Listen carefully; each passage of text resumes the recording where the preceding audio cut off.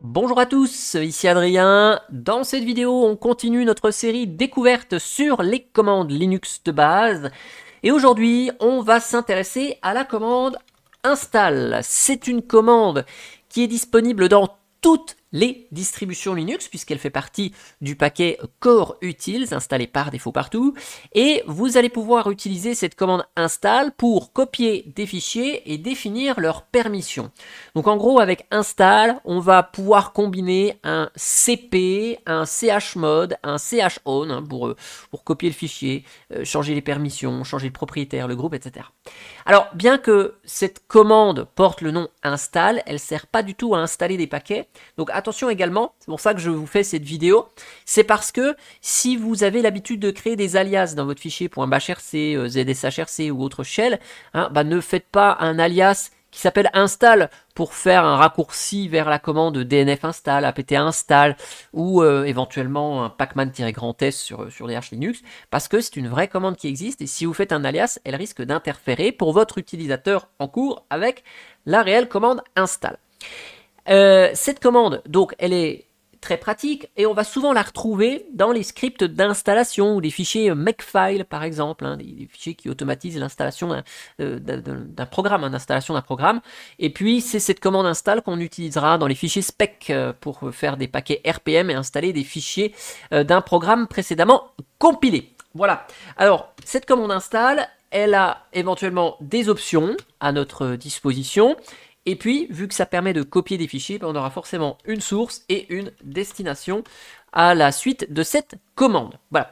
Donc on va faire des petits exemples d'utilisation de cette commande install. Je vais aller dans le dossier TMP. Je vous ai préparé deux petits fichiers pour la démo. Un fichier coucou.sh qui est un script shell. Je me suis ajouté le droit d'exécution dessus. Je suis propriétaire de ce fichier. Le groupe propriétaire, c'est Adrien. Et sinon, les autres n'ont pas le droit d'exécuter le programme. Et puis, j'ai un fichier texte coucou.txt avec les permissions par défaut. Pour faire la copie et les démos d'installation, je vous ai créé un petit dossier install dans lequel, pour le moment, il n'y a rien du tout.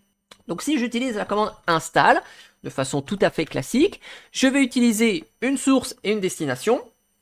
Donc si je veux copier coucou.txt et que je veux le mettre dans mon dossier install, je fais ça. Et à partir de là, si je vous fais un petit ls-l install, on va voir quoi? On va voir que mon fichier coucou.txt a bien été copié dans ce dossier.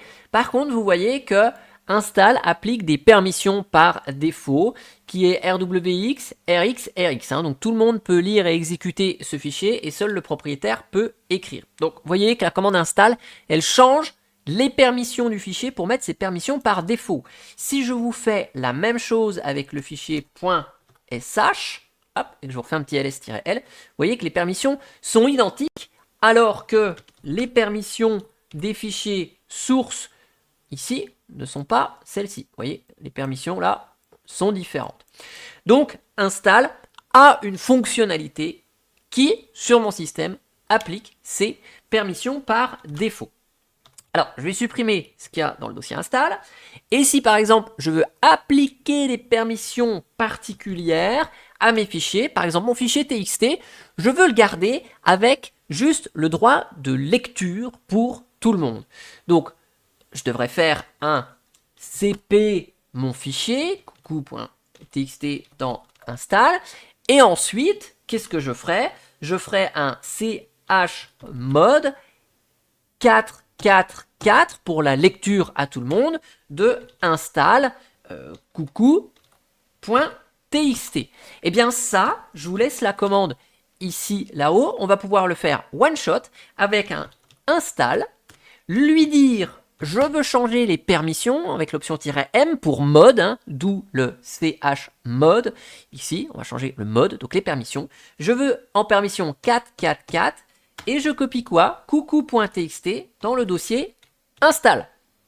Et là, si je vous fais un petit ls-l du dossier install, eh bien vous voyez que j'ai bien mon fichier coucou.txt avec les permissions que j'ai données.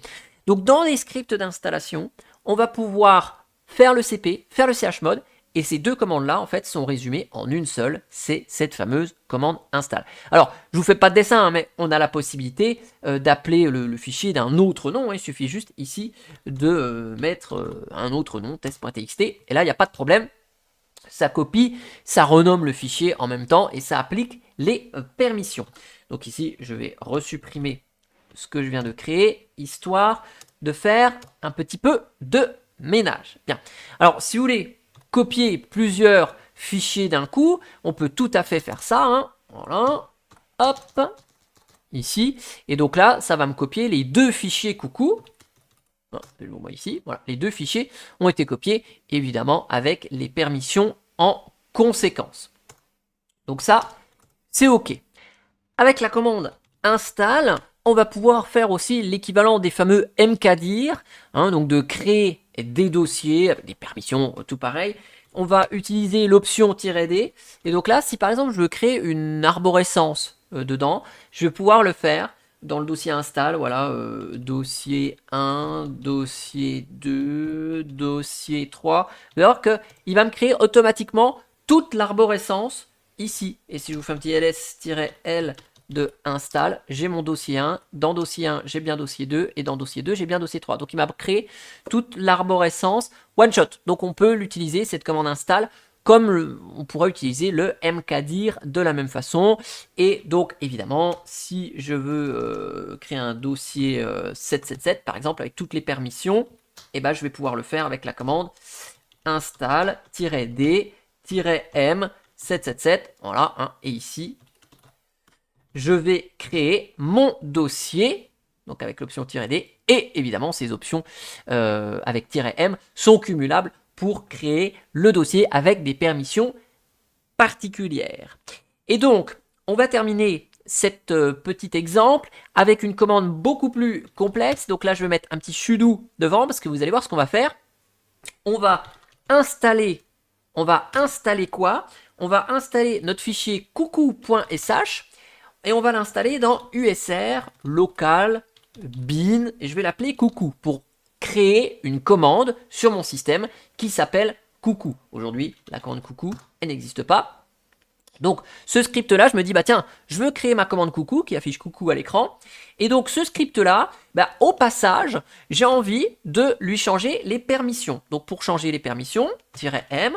Et puis, l'usage veut qu'on mette sect55, hein, donc le propriétaire a les droits de lecture, écriture, exécution, et le groupe propriétaire lecture, exécution, et pareil pour les autres utilisateurs. Et de façon habituelle, on va pas laisser un utilisateur du système être propriétaire du fichier. Donc je veux que ce soit root, par exemple, le propriétaire. Et bien là, avec la petite option -o, je fais changer le owner. Et je vais dire le propriétaire, c'est root.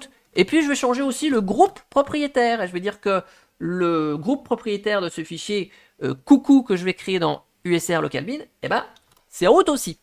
Et donc, évidemment, pour le mettre dans usr local bin, j'ai besoin des droits root, hein. C'est pour ça que je mets un petit sudo.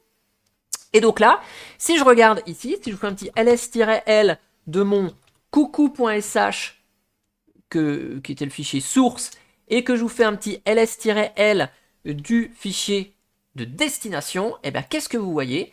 Que ici, il s'appelle bien coucou, on a enlevé le .sh à la fin, et puis on lui a mis les permissions 755, et ben les voici ici, hein, 755, elles ont bien changé les permissions. Le propriétaire du fichier, c'est bien root, on a changé ici, et le groupe propriétaire, c'est root.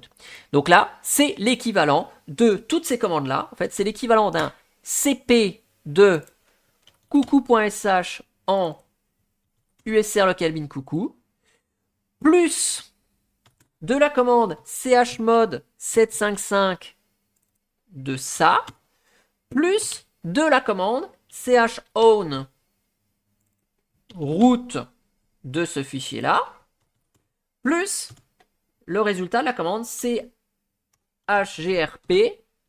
root, je change de groupe, de ce fichier-là. Voilà. Je sais qu'avec chown, on peut changer le propriétaire et le groupe d'un coup. C'est pour vous montrer en fait que cette commande-là, en fait, elle a fait l'équivalent de ces 4-là d'un coup. En tout cas, j'espère que cette vidéo sur cette petite commande install vous aura plu. Cette vidéo, elle est là aussi parce qu'on va bientôt parler en live sur Twitch de paquets RPM et donc on utilisera cette commande install. Donc comme ça, vous avez les petites infos sur le fonctionnement de celle-ci. Et moi, je vous dis à bientôt pour une prochaine vidéo. Allez, ciao, ciao, bye bye.